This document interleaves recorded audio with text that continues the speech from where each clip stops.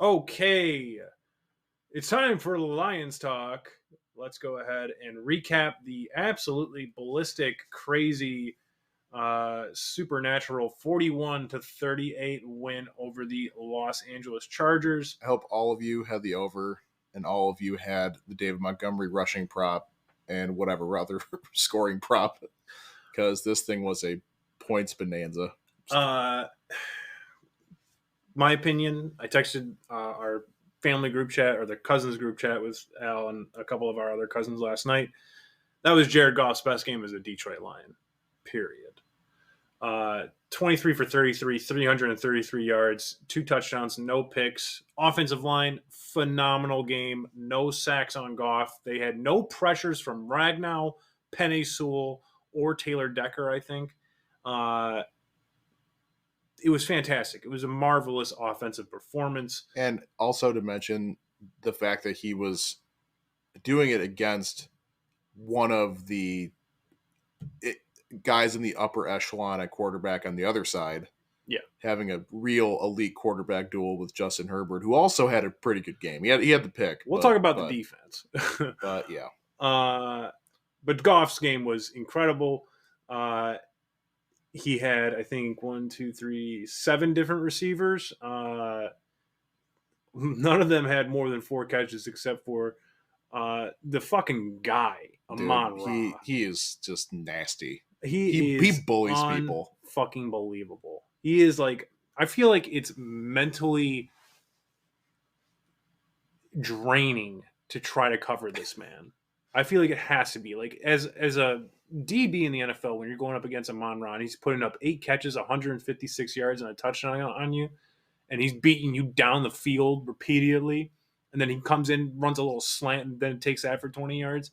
Like, you just have to lose so much confidence in your game when you're going against Amon-Ra. 7th straight game with 100 and... I don't think it's straight. I think he's now tied. I think he has 600-yard games this season. He's tied with A.J. Brown, who I believe has had 6 straight.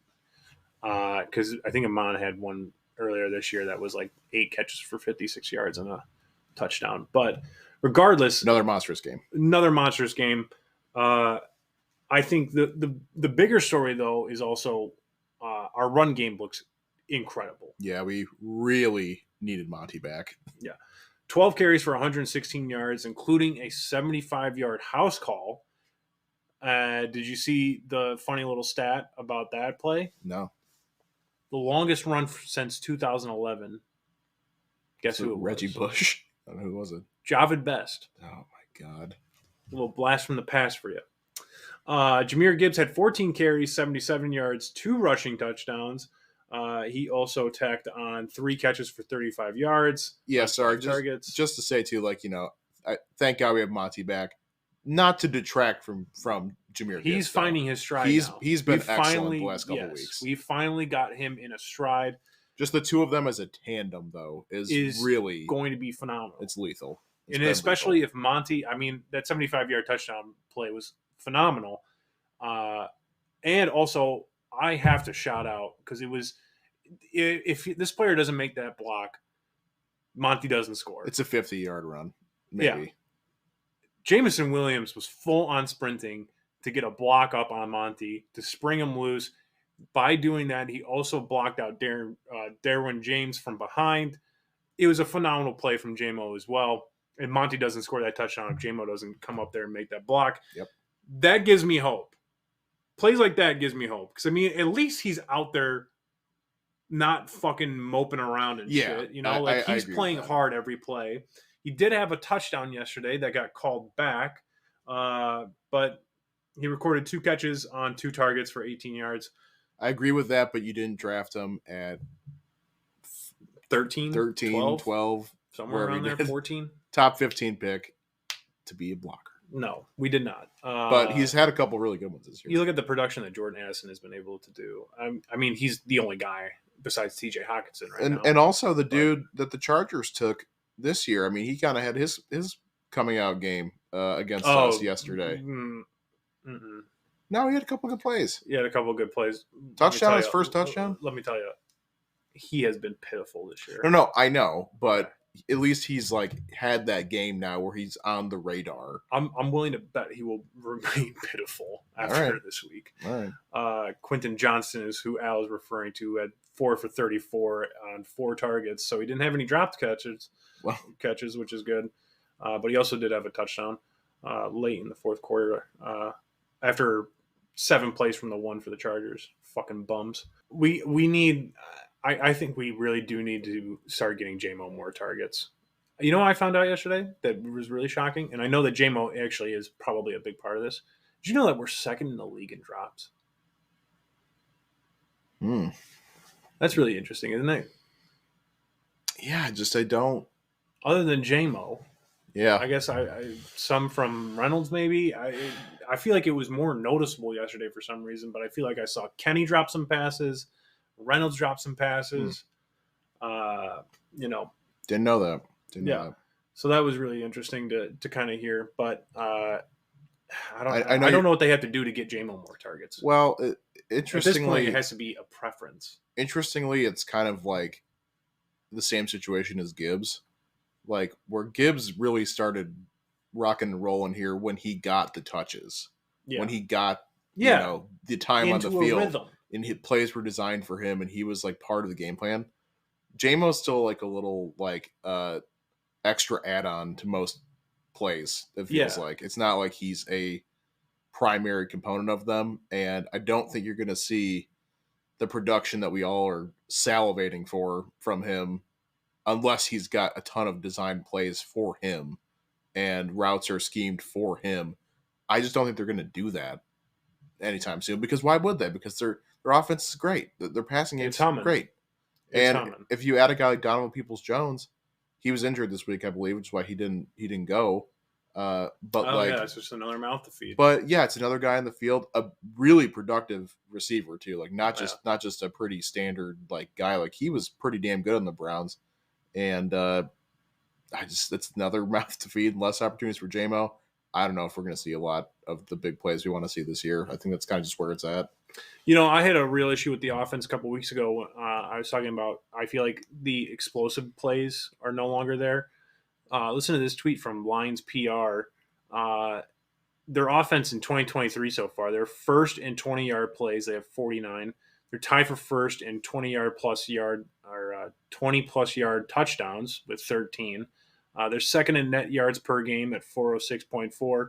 They're third in yards per play. They're fourth in net passing yards per game, fourth in rushing yards per game, fourth in touchdowns per game.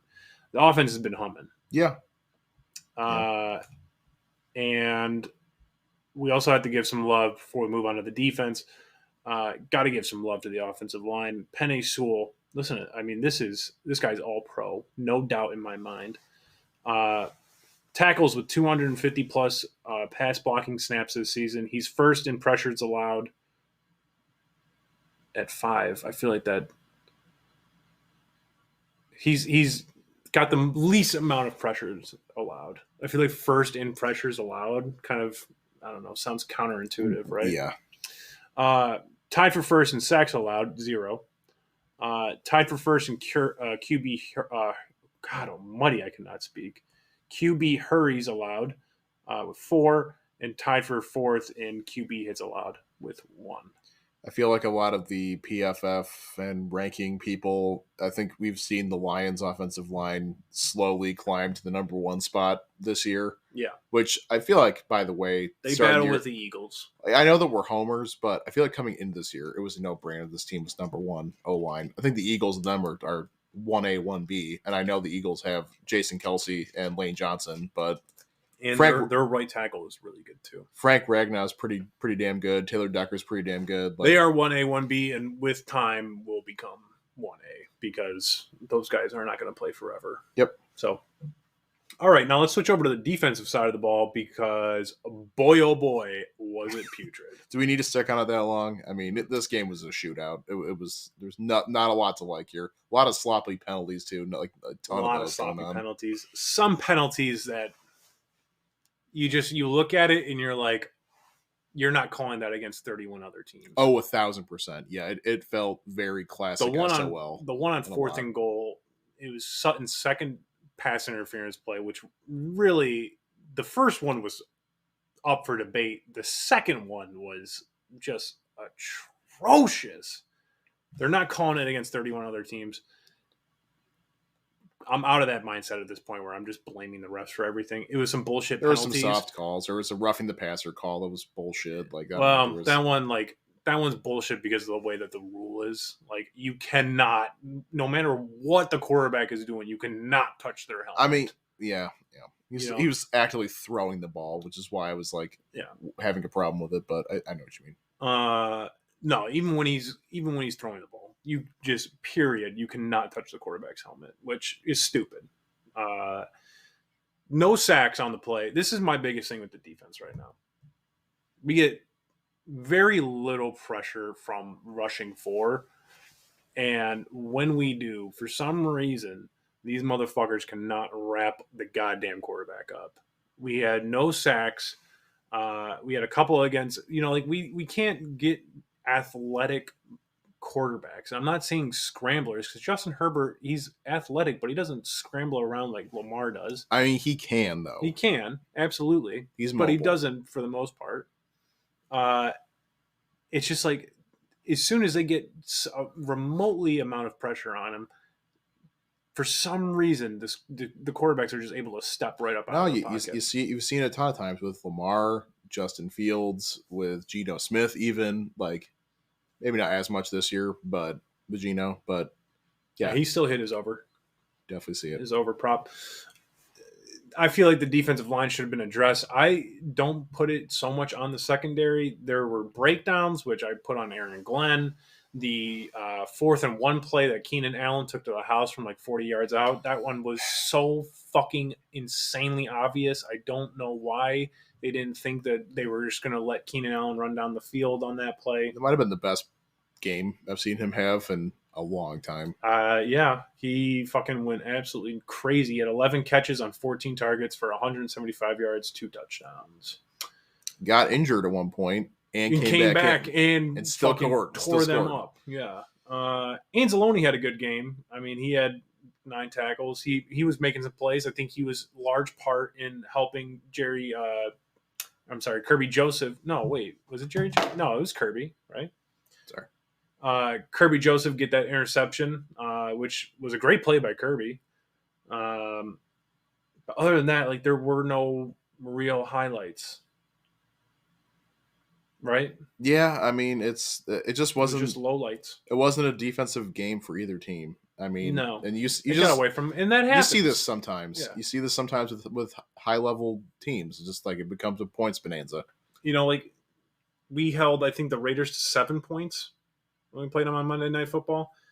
Again, that was Jimmy Garoppolo, but it's like, we were going against a great quarterback. We got to figure out how to try to, minimize these great quarterbacks that we go up against. Yeah, I think that the Week 1 Kansas City game, that was a perfect scenario. They were ready to really try and maintain Pat Mahomes, and it also helped that there was no Kelsey and their wide receivers dropped a fuck ton of passes. Right, so they were ready.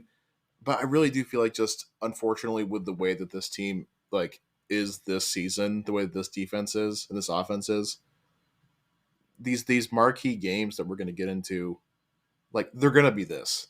Yeah, they are, and it's going to be a track. I hope it's not going to be like it was against the Ravens. It's going to be a track meet against most of the better teams that we play. I feel like, especially as the postseason's kind of inching near and near, and when we get to the postseason, that's definitely what it'll be. Yeah. Here is the concern, I think, moving forward. The quarterbacks that we've beaten this year: Patrick Mahomes, fantastic. Desmond Ridder, Jordan Love, Bryce Young, Baker, Garoppolo. Stinky. Herbert, phenomenal. The rest of those wins. Those guys are not good quarterbacks. You know what? I didn't really think about it, but it eerily reminds me of another team, and they annoy me to no end. The one who got a massive win this last weekend against the New York Giants. Oh, Dallas. The quarterbacks that we're facing for the rest of the year, Justin Fields, maybe. Justin Fields Or slash Tyson Tyson Badgett. Baguette. Jordan Love. But what a time we got Tyson Baguette and Tommy Baguette. Meatball. Tommy Meatball. Oh God, poor kid. Yeah, they're not winning another game. Derek Carr or Jameis Winston, one of the two. Most likely Justin Fields by that point. Russell Wilson, probably most improved player of the year. Josh Dobbs, Dak Prescott, Josh Dobbs. There's one quarterback. You know, we can say all we want about Dallas. That game, I feel like we're going to get the fucking piss beat out of us. I think, yeah, I don't feel that way. I don't feel that way. I don't know. On the road, Dallas is so good against frauds and terrible teams. Against competent teams, they've struggled. Even if it's at Dallas, that's the only part of it that worries me a little bit because they're playing really good at home. And they get a lead, they just start rolling. So here's my thing. The Lions are 7-2. We're second seed. You just heard me run through the rest of our year. We don't face another team with a winning record until week 16. We very well could take over the number 1 seed. Shockingly, yes.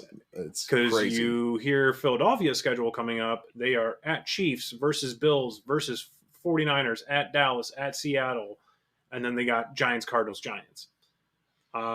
So they have a 1, 2, 3, 4, 5 game stretch of 3 juggernauts and then 2 good teams.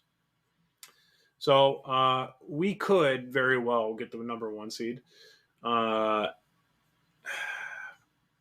My thing is, I would feel so much better about going into the playoffs if this team had a signature win down the line. The Chargers are a good team. There's a reason why they're 4-5. They're flawed. They're flawed. Flawed. They're flawed to hell. The one team that could have been a signature win, but instead was a fluky blowout, Baltimore, right? Even Seattle. Even Seattle would have been good. Yeah, absolutely. I would say we go into Dallas and beat Dallas in Dallas. That will ease the worries a little bit. You handle both games against Minnesota. That really helps. But if this team just ends up, winning the next 1, 2, 3, 4, 5 games, and then we split with the Vikings and lose to Dallas, and regardless whether we get the first seed or the second seed, I think this team could be put on fraud watch. It's really interesting hearing this because this sounds like someone who has no idea how to accept the fact that they're a top 3 NFC team. If we're the second seed, we're facing somebody like Minnesota. We're facing somebody like, God forbid, Seattle, or not God forbid, but Seattle, which honestly, they've beaten us the last couple of times. But the Baltimore game is the only game this year with them. To me, that was an absolute fluke. You throw that away. It's outdoors, by the way, which Goff does not play well outdoors. Yeah. But you take that one, it's its own thing, fine.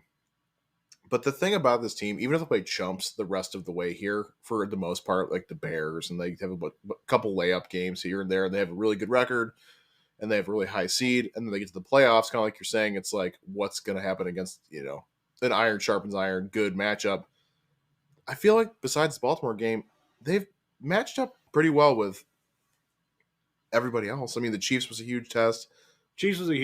Absolutely. I think the Chargers were a test. I wouldn't say they were the biggest test in the world. Even the Seahawks, it became a one-score game. I mean, they're not getting destroyed by good teams. And I feel like they mentally always show up to play those games. Those are the ones I actually worry about less because it's like, well, if you're playing a really good team, it's just going to be a competitive, tight game either way. I don't think you're going to roll a lot of these teams with this defense. I think the offense could. go off, but your defense is not good enough to hold those guys down yet, I guess. No, I would agree with that too. And one thing that does help this case is that they haven't lost to anybody that they shouldn't lose to, or they shouldn't lose to, right? Yeah. They've handled their business against Atlanta, against Green Bay, against Carolina, against Tampa, against the Raiders. They win a really close one, a really great game against the Chargers, which was awesome to see. Same thing with the Chiefs. They drop a close one to Seattle, which was a tough loss, and then they had the fluke game against Baltimore. But if they keep handling their business, we should not lose to the Bears. We should not lose to the Saints. We should not lose to the Packers. Broncos that's home. We should beat the Broncos at home. All those games. I don't know what's going to happen with Minnesota. Look, at the very least, with the Vikings, you split. Yeah, you're not getting swept by them. At least, at the very least, you're splitting. So I would put that Dallas game as like, for me to feel 1,000% confident going into these playoffs, because right now the Vikings are the 7th seed. They're 2 games up on the next team. Yeah, you know what? It's not a very close race for that 7th seed. We're a little over halfway. We've seen a lot of action from them, and I feel like I already know how I feel about them. I don't think they're a perfect team. I think this defense is not the best, but it's got some really good playmakers. This offense is what they hang their hat on. Yeah. And when they have everybody healthy and ready to go, like you saw what they can do against the Chargers at full power. And if, God forbid, J-Mo get going and do something, like as a wide receiver, not a blocker, maybe Donovan Peoples-Jones is something to be happy about. This offense is what's going to carry you, and they can hang with just about anybody. Yeah. I don't think you're not a superpower like Philadelphia Niners Chiefs yet. You're not quite there. You're just below it. And I think that's kind of what they're just going to be. And that's good enough to do the Super Bowl. It is. Like, it's tough, but it's enough to get there. So I kind of feel like I've made up my mind, on, regardless of how the season plays out, unless they just lose all the rest of their games, which would be, a tremendous collapse. Right. Let's talk about the Bears game. Yeah, real quick. List of demands. I demand satisfaction. All right. For the team, win the turnover battle. This one's plain and simple.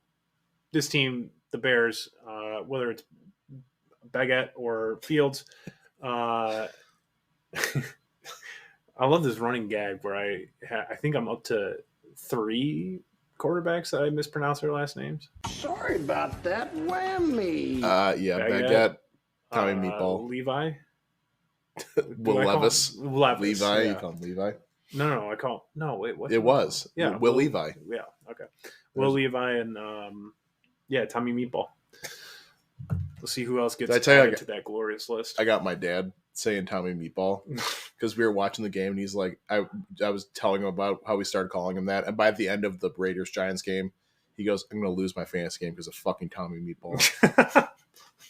Oh, that's so good. What was I? Oh yeah, all right. Bears game. Yeah, all right. So win the turnover battle. Offense, flawless red zone, flawless. They were better yesterday, but they still got stopped on 4th and goal at the 1-yard line. They could have had 48 points, but they got stopped on 4th and goal at the 1-yard line. So we didn't even talk about the 4th downs. Yeah, 4 for 5 on 4th down, which was good. The Chargers whipped theirs out too and won a measuring contest. It was like the most 4th downs games and or 4th down attempts in a game in quite some time, I think, which was really fun to watch. Although I wish our defense would have gotten the stop. Great TV. Defense, I'm going to keep it light. You obviously have to cause turnovers, and the offense can't cause turnovers. That's the team one. But I'm going to keep it light for you guys. No PI, no roughing the passer penalties. Clean that up. And finally, can I do the player prop this week? Yeah, absolutely. Yeah, I love this. How about a little revenge game? Oh, I did not even have him written down. What a great call. Let's get David Montgomery 2 rushing scores. Massive comeback week last week against a really good defense. Or, well, that's true. That's not true. A pretty bad defense, but with some good playmakers on it. But regardless, huge week. And keep that thing moving. Bears stink. Get some revenge against your old trash-ass franchise. And make a lot of people rich on DraftKings. That'd be great. Yeah. I'm going to add to that 100 yards. I know that might be a little bit tougher now that, he only got Well, 14 carries. He only got 12 carries. Gibbs got 14. chances are if he's got 2 scores and he's the leading rusher in that game, 100's not 100's not out of the question. too bad. And if we go up by a lot, which we did both times last year, they'll sit on the rock and then just keep handing it off to him. Okay, I love that, Al. That was a great. I had Goff continuing his success, but I love that. All right, let's close the show out.